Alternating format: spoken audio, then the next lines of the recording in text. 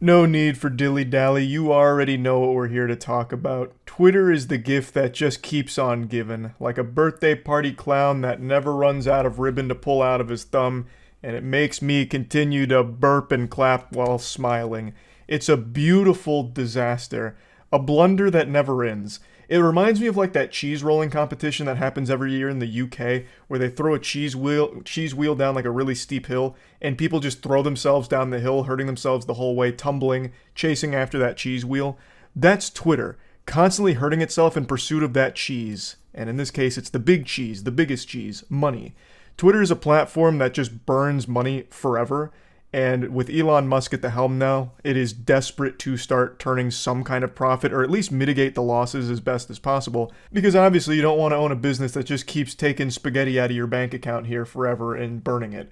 So they've been coming up with all kinds of different plans in order to try and make Twitter generate some level of money. And I've followed it pretty closely. I've made quite a few videos going over a lot of the silly stuff that's happened recently, but I haven't talked about it very much, even though they have made some decisions that I still think are comically bad. For example, you can now no longer even access any Twitter content unless you log in. So if you try and read a tweet, watch a Twitter video, or anything like that, and you're not logged in on desktop, you just get taken right to the sign in page, which I think is a luxury afforded only to Twitter. That is the only platform that can get away with that. Imagine if you went on YouTube and it wouldn't allow you to watch any videos until you signed in. It'd kill the platform. But Twitter is more addicting than heroin, and the people that are hooked on the product perpetually need their fix. It reminds me of Bane from Batman, how he constantly has those tubes that are filtering that juice, that venom into his body in order for him to live. That's a lot of people's relationship with Twitter. They fucking need that poison in their life. So if they're forced to log in to even view anything on the platform, they'll do it without a second thought, really, with a smile on their face. But it's really the only platform that can get away with it. They're the only platform afforded that luxury. Other platforms like YouTube, again, for example, would absolutely see a drastic decrease in the amount of traffic that they get. Platforms like Reddit, too, I imagine if you have to log in to read anything on the platform, would also see a significant drop off. But we're not here to talk about that change. Instead, I want to focus on the big change from today. And that is Elon Musk finally targeting data scrapers, which is a legitimate problem. I want to make this very clear up front. Data scraping is actually a problem. I didn't realize how big of a problem it was for so many companies until I watched Mudahar's video on it today. And data scraping is extremely expensive, and there is so many people exploiting a lot of like API and just in general a lot of shady shit going on with data scraping that it is something that does require a solution. But this is Elon Musk's solution, and it's basically just kill the host as well as the parasite. So he's imposing a limitation on all accounts. So he says to address extreme levels of data scraping and system manipulation, we've applied the following temporary limits. Verified accounts are limited to reading 6,000 posts a day, unverified accounts up to 600 posts per day, and new unverified accounts to 300 posts per day. Now, to be clear, this just means if you see this many posts. It's not about how many times you post. If you post something, it counts as one on your daily Twitter allowance. But if you scroll past a post, that still counts. So anything you scroll by, anything at all on Twitter counts as posts. So if you scroll through like 10 comments, that's 10 of your 300 posts for the day if you're a new unverified account. So people have been speedrunning to see how long it takes to reach this limit. And right now I believe this is the world record, 2 minutes and 33 seconds. But keep in mind, this any percent route here is about 2 minutes worth of time loss to setting up the account itself. So the speedrun goes from actual nothing, you don't have an account, to then going through the captchas, going through the codes, the emails, and all of that. And it's about 2 minutes to set up your account, and then the other 33 seconds is spent scrolling. And then this is what you get at the very end of your journey here. Rate limit exceeded. And most people get this within the first couple of minutes if it's a new unverified account. Now for older unverified accounts, it goes up to 600 per day, so double that. You basically get like about 10 minutes. At being very generous, you'd get about 10 minutes worth of scrolling for your unverified account before you get the rate limit exceeded. Now if you have like the Twitter Blue Boy Scout badge, 6,000 posts per day is probably what a normal person will be fine with. I don't think many people, aside from like actual hard addicts and power users of Twitter, are going to scroll past 6,000 posts per day. So that one probably isn't going to give any Twitter Blue enthusiasts a big problem. But the other two, basically restrict everyone's access to the site to only a handful of minutes. He does say that this is just like a temporary thing, so a band-aid for the data scraping problem. Not sure exactly how long they're going to engage in this social experiment of self-destruction, but he is saying up front that it is temporary. So I guess this is just going to be a matter of waiting to see how long it continues for.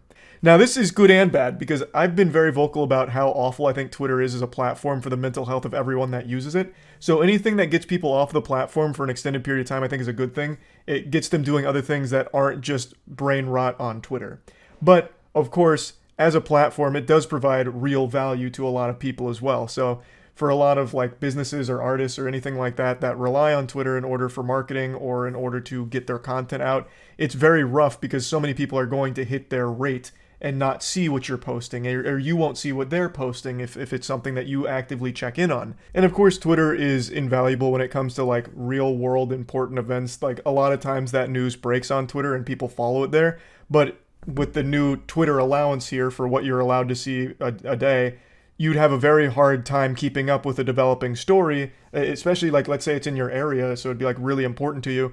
If you hit your Twitter allowance, you exceed your rate, you now get cut off from that information. So there is like an actual problem here with this system. It's a bit deeper than just go touch grass now, loser. This is a good thing. You're free. You can go touch grass.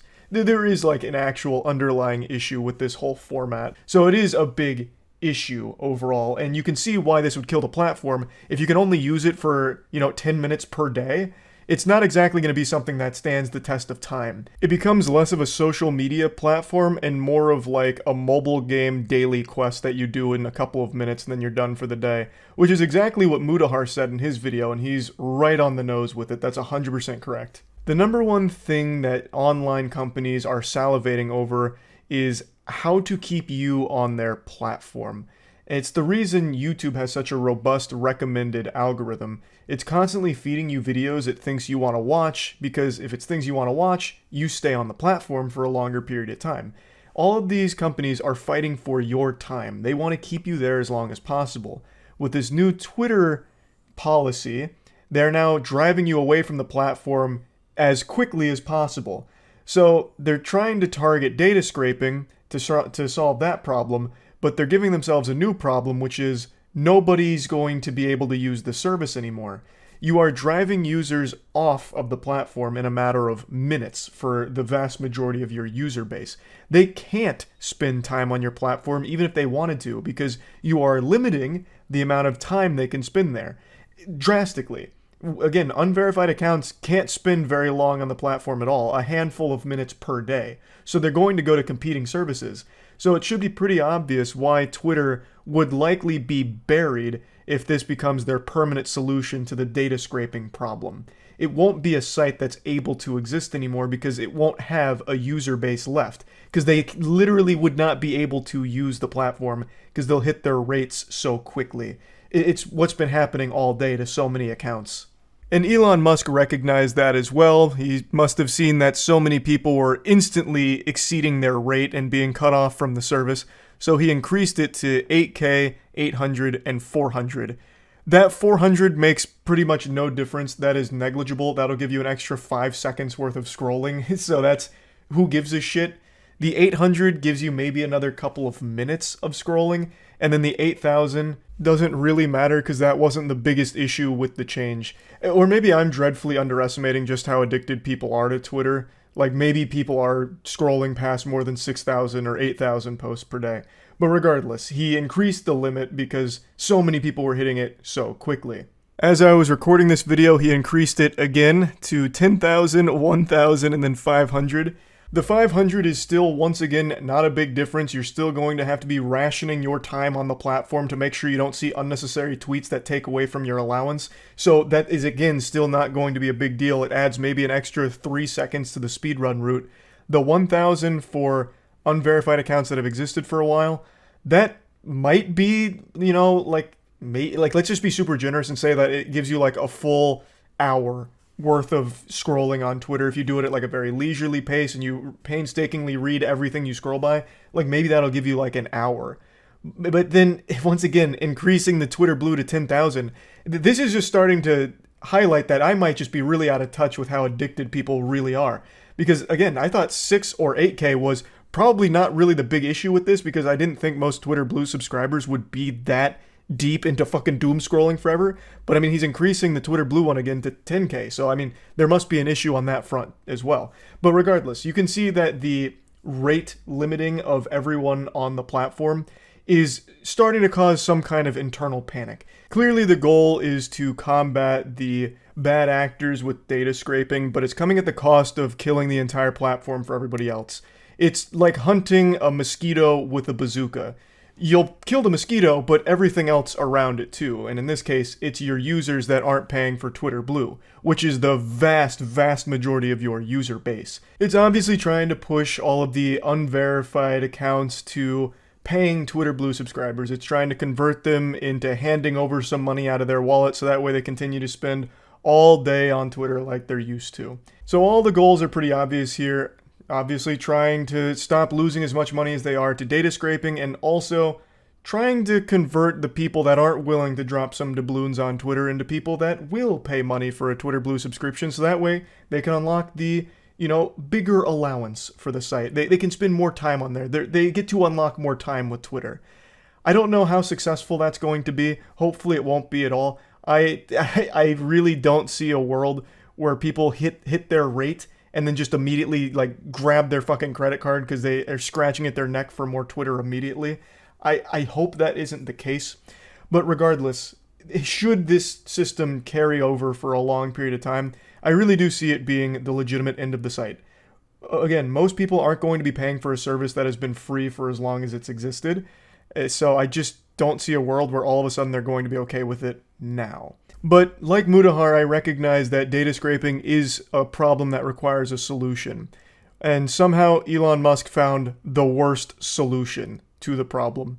I don't have the answers though. So don't look at me to, cough up something genius here to stop data scraping without ruining the entire platform for all of the users that aren't paying for it. Because I don't know how to even begin combating it.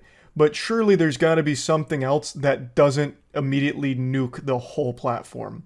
So I guess we'll just have to wait to see how everything continues developing here, but I did think this was actually pretty fascinating. Twitter is one of the few platforms that repeatedly makes decisions that I think are counterintuitive to long-term health of it.